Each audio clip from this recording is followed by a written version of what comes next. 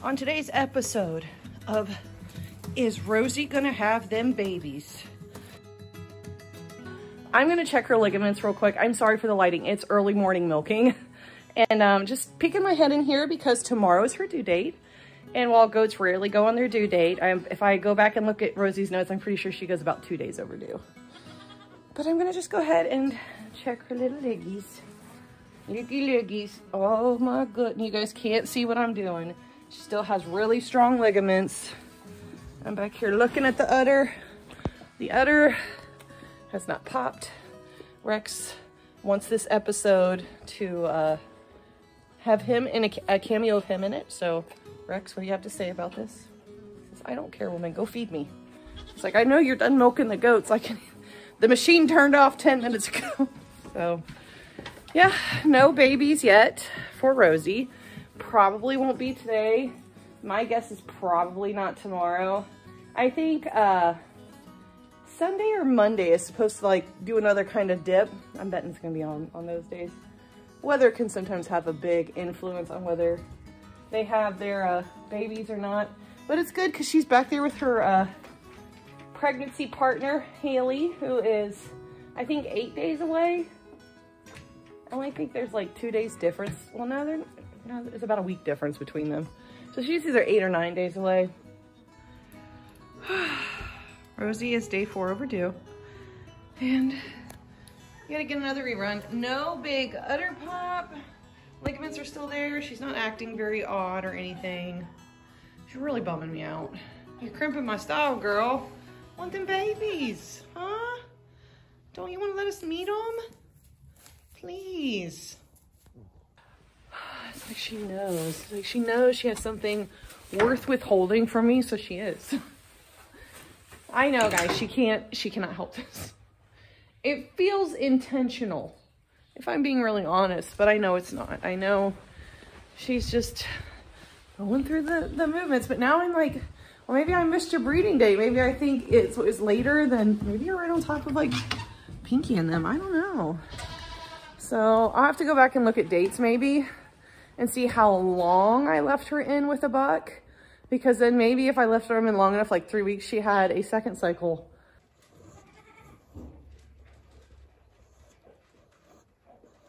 Y'all, Rosie is a week overdue. I am about to lose my stuff. I am so glad that I checked my notes, y'all. And I'm so glad that I keep good notes like I tell all of you to do, because it turns out Rosie's due date was not last Saturday. It was this Friday. So I've been getting up at night to check cameras and doing all the things. And I really didn't need to, because I was just looking at her today and I'm like, you've never gone 3 days over. This is not like you. And I was actually starting to panic a little bit and thinking about inducing. And I'm like, I just need to check those notes one more time. And it looks like she's sharing Valentine's Day as a due date with Haley.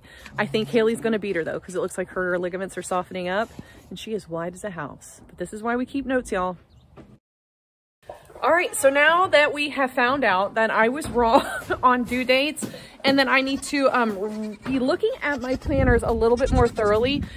Here we are, Valentine's Day, the day of lovers, where my girls are due. Rosie and Haley, after we discovered due dates, are both due today, and they're experiencing the after effects of love and lust. Well, at least soon anyways. They're not in labor just yet, but we are at the due date, which brings me a little bit of hope. I just am out here at this point because, golly, Tank, you're a tank. Look at this tank. We are officially like at that point now with them that I have been putting them in stalls every night. Rosie for like a week and a half. She's really enjoying the extra pampering that she's been receiving. But we've got Pinky over here, who also is due tomorrow. So I've been praying that everybody, and her udder's getting bigger. She's still got some really, really strong ligaments. Really strong ligaments there. Where did Rosie go? Did Rosie just go further into the inner sanctum to try to get away? At this point, like, they see me coming and they just run. They're tired of me being around their butts. They don't want to have their, have any type of ligaments checked. And I'm like, guys, I literally have to keep track of where we're at. Hello, Fira. Hello, Fira Bira. Oh, so sweet girls. But I can't walk away from them at this point. So I do think maybe tomorrow, I'm hoping tomorrow will be the day. But you know what's going to happen? So now we have Haley and Rosie due today, and we have Pinky due tomorrow. My bet is that they're all going to go at one time. They're all going to sync up somehow. And we're going to have a race to see who has their babies first, which is totally fine, but there's only one of me. And in the cold weather, like, I really hate that. Really trying to decide if I want to breed for winter again. This doesn't mean that March is any better. Like, March can be just as cold, but we have less of it, and the ability for warm weather to happen more often is a thing. All three of these ladies still have their ligaments at around 7 o'clock tonight on February 14th, Valentine's Day. So I don't foresee us having kids tonight. I think they're gonna make me wait, even though they all look like they're about to pop, but ligaments are there, udders are not shiny or popped, and they're not all being their normal selves for labor. They're being their normal selves when they're just fine and dandy and not in the throes of the laborious task of birthing baby goats. So I think I'll get to sleep through the night a little bit. Hello, Rosie. Hi. Rosie does not feel like she's dropped, because sometimes, like, right here on the right side of her, it'll be pushed in. She hasn't really dropped yet. Oh. They're right here. I can still feel them, but she's getting mushier. She hasn't dropped.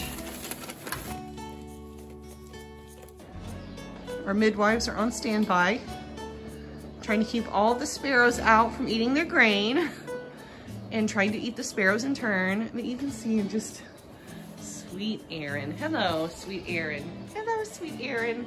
Erin is just comfortably perched, watching over Haley.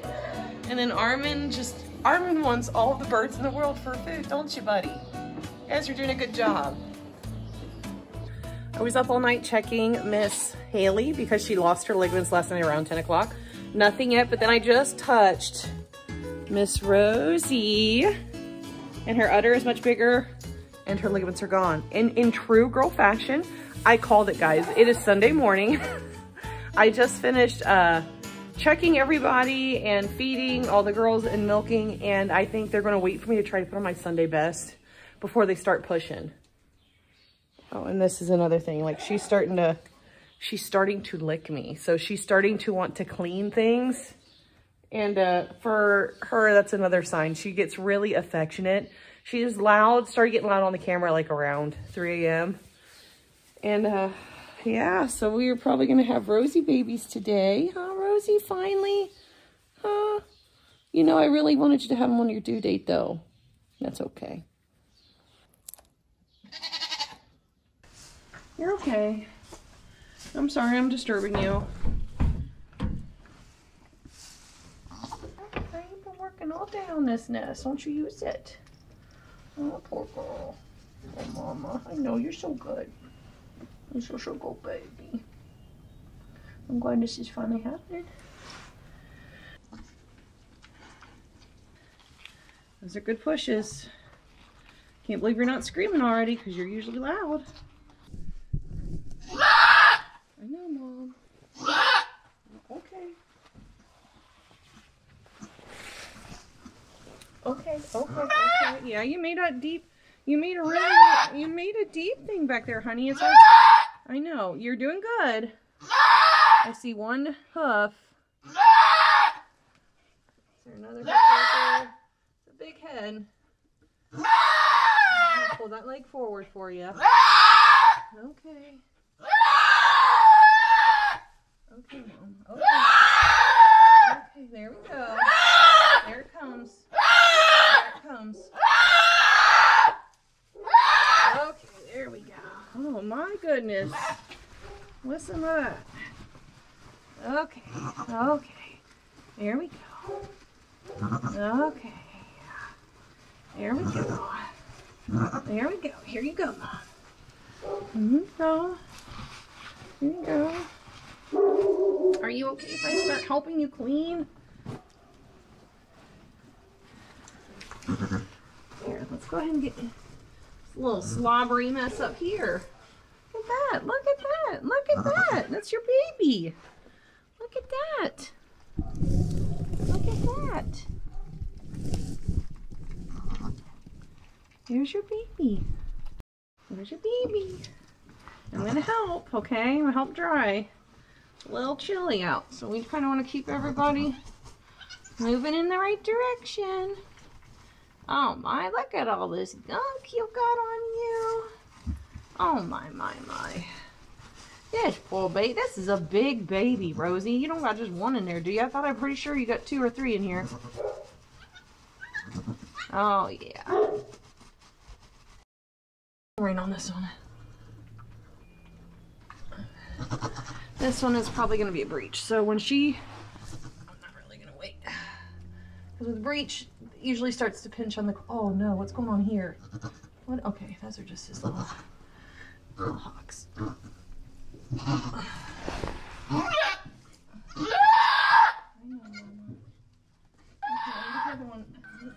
Now the reason that I pulled this kid is because she was presenting breech. When I say breech, it means that the baby is coming back feet first, whereas the normal presentation is that they come with their 2 front hooves and a nose tucked right between it. When they come backwards with their back feet first, there's a lot of pressure that's applied to the umbilical cord, and the umbilical cord can actually break before the kid's head clears the birth canal. The umbilical cord is also what supplies the kid with oxygen and nutrients before it comes out of the womb. So if we didn't hurry up and pull this kid, it may have had oxygen cut off because of pressure or tearing of the umbilical cord, and it can cause for some complications. Also, when they come out this way, they tend to take a breath in before they ever clear the birth canal, and this kid actually had a lot of fluid in her little windpipe. So we take a lot of time to clear her airway with the lamb resuscitator that I have that kind of suctions things out of the nostrils and out of her windpipe, along with a baby's aspirator bulb that you can find pretty much at any big box store to clear those smaller passageways or to get right to the back of the throat to clear any of the mucus that was being a little bit more stubborn to be cleared. But thankfully, we got her out of there quickly and we were able to clear her airways, and she is happy and healthy, and I am so glad I got a doe kid.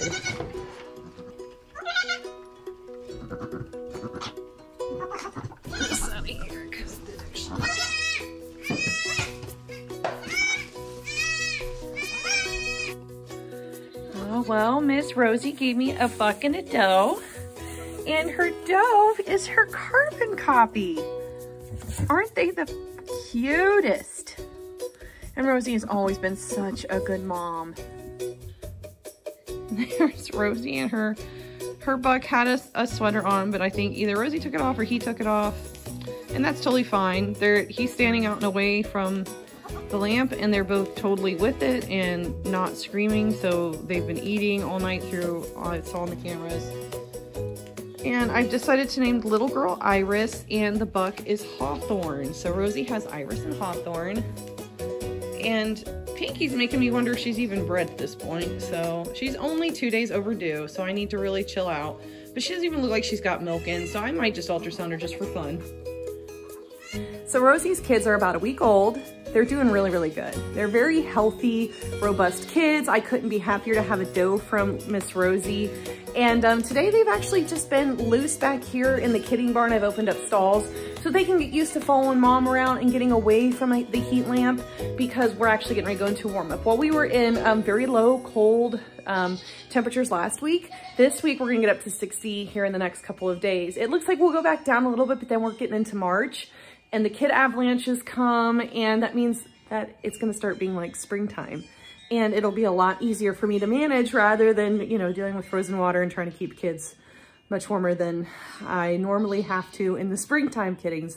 So let's go check on Rosie's babies real quick. Okay, let's see here. You guys can tell I've just had everything open. Jingo's in here cleaning up, I'm sure, what's probably goat turds. Pinky's out walking around, and then we've got Miss Rosie back here, and Hawthorne is just, he's asleep. He's out cold. Hello, Hawthorne. Hello, little boy. Hello, sweet boy. Hello, little fella. Hello, little fella. How are you? How are you, Hawthorne? And then Iris is over there by the door, just enjoying her alone time. It's like she needed to get away from everybody. She's a super sweet girl too.